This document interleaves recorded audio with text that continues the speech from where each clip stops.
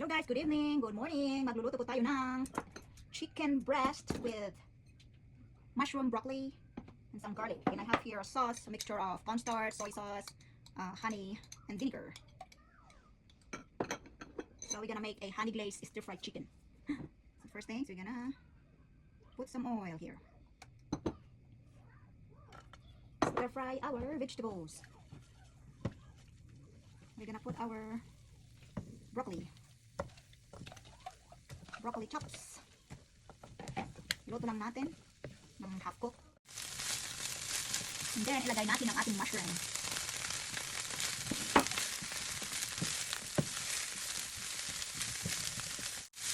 Then set aside po natin ito. Set aside natin.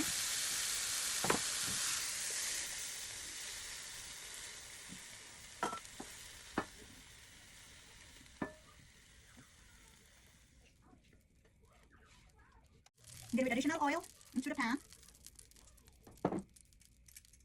we will fry the chicken. Stir fry the chicken.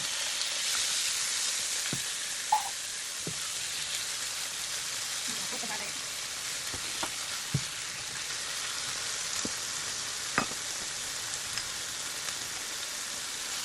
Add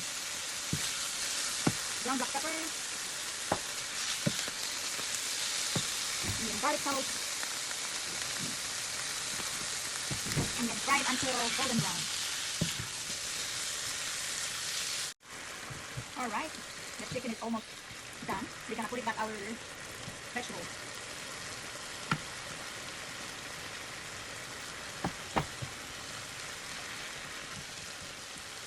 And let it simmer for a little bit. And now it's almost ready. We're gonna put our sauce.